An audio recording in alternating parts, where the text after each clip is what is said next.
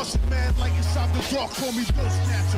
Just the brother for the rapture. I hang live, holding on strong, hard to capture. Extravagant, resurrect the track and it's militant. And I react like a garden and start killing. It's manifesting. The God's work like appliances, dealing in my sight like a lot. Yo, what's going on, everybody? It's your boy Naruto Explained here, bringing you guys another Boruto Naruto Next Generations discussion for the fallout of Boruto Chapter 71. And today I want to talk to you guys about the newly formed alliance between Ada and Amado. As we all know, following the last manga chapter, in order to avoid being killed off by Code, once Amado took off his limiters, Amado quickly pulled out his handy dandy trap card by getting Ada to turn over to his side, which in turn caused Daemon to come on his side as well. Like Code fans will remember, Code went from feeling like he self-admittedly thought that he couldn't lose to anyone ever again to being beaten within an inch of his life by Daemon, and then being threatened by Ada, saying that the next time she saw him, if he got out of line, she would personally kill him. However, while Code was licking his wounds and nursing back that broken heart that he got from Ada, Ada entered into her alliance with Amado, but she gave Amado the warning to not play any games with her. She called him out on being someone who likes to make his own messes. Also, he can be the one that takes credit for cleaning them up afterwards. But let's be real here for a second. All of us are loyal followers of the Church of Lady Tenten, and we know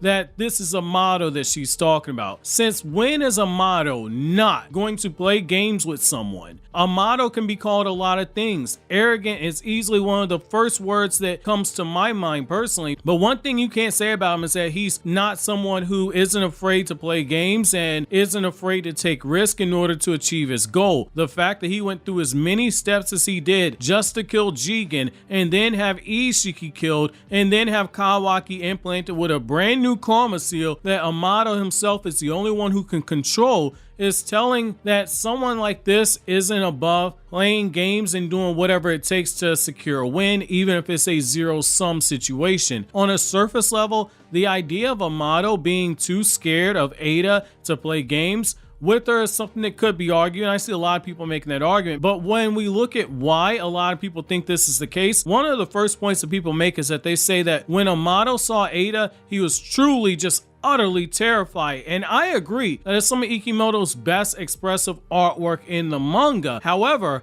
Amado has never shown as much emotion as he did during that moment. We have to acknowledge that, but how much of that was I'm scared of this woman in front of me, and how much of that was he thought he was looking at a ghost? This is one of those rare instances where both things can be true. He was scared of her because he saw her and knew that she could kill him, but he was also shocked because Amado calculated a lot of scenarios. Ada being alive wasn't one of them. This alliance between Ada and Code is giving me the same warning bells that I got a year ago when Boruto Chapter 57 came out. When Ada made her alliance with Code, I began to tell you guys, be very careful. Code's gonna get packed up and betrayed. I don't trust this. I think Code is setting himself up for failure. I think Code might be taken out of the story, and that's exactly what happened outside of Code being killed off. Everything else was on the money. Told you guys. Ada was going to betray Code, and he wasn't going to see it coming.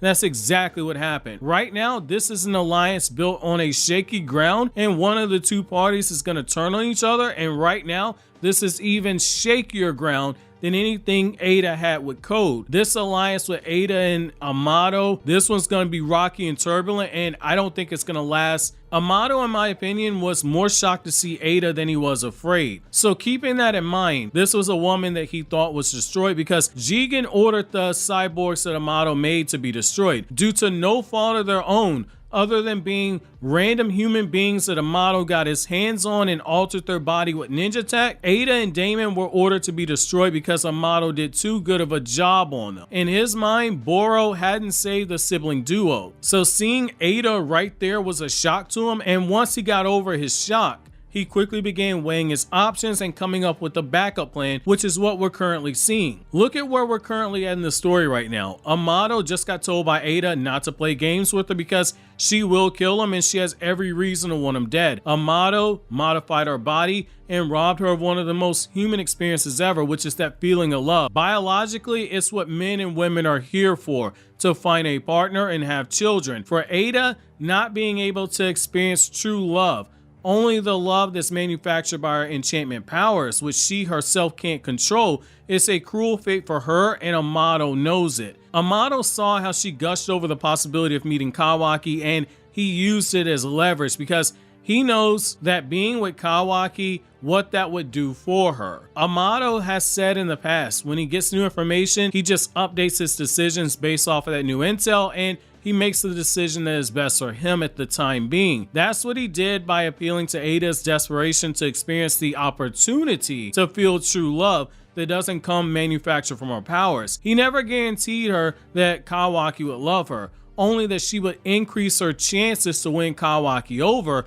if she left code and sided with Amado. It's that same play that Shikamaru made when he tried to get Eida to join Konoha. This is why that dynamic between Amado and Shikamaru is just so damn good, because they're very similar to one another. However, the fact that Eida warned Amado not to play games with her, that's definitely a sign that she is at least knowing that Amado is plotting something, but she can't put her finger on it, and she's giving herself a backdoor to terminate their alliance if that needs to happen. Unlike with Code, where we saw that Code was simping for Eida at every turn to the point where he was begging her to run a $4.99 special on her OnlyFans so he could sign up and buy all her private videos, Eida maintained leverage in that situation, and once she saw working with Code was providing diminishing returns, she turned on him the first chance she got. Right now, both Eida and Amado are trying to maintain leverage over each other. Eida is keeping the threat of death either by her hands or by Daemon, and she's got extra insurance by having Daemon ride on Amado's back, which prevents Amado from thinking of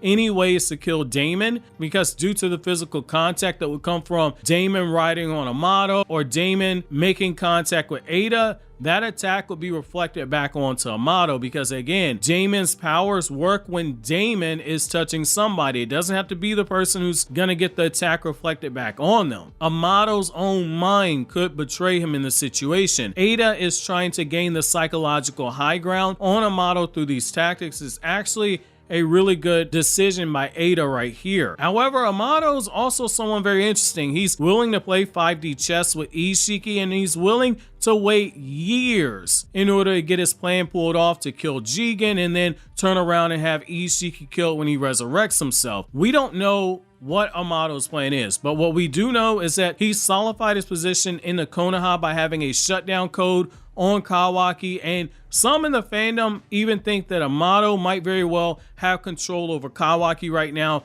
as long as certain conditions are met. As long as he can get her into Konoha and give her the chance to make that connection with Kawaki, that connection she so desperately wants, Eida won't have a reason to kill him. When you really think about it, Amado wouldn't be so willing to go along with pushing her to take Shikamaru's invitation to join Konoha unless there was something else to gain outside of Eida betraying Code so Amado can stay alive. Because if he was going to allow Eida to use him to get her hands onto Kawaki, he's going to want to be able to use Eida for his own purposes as well. We'll learn more once we learn what Amado's truly planning with Kawaki, and why Konoha specifically has to hear what he's hiding from them about himself, Kawaki, and his karma. Something is still very much off with Amado, to a point where he's giving off sussy baka vibes. We don't know for certain what his end goal is, but what we do know is that this alliance between Eida and Amado, again, it's on even shakier ground than the one that was between Eida and Code, and there's a chance for real turbulence going forward between these two. It's just going to come down to who's going to turn on who first, and that's why I turn this over to you guys. Which one do you guys think will turn on the other first? While you think that over, consider watching these other videos you see on the screen right now.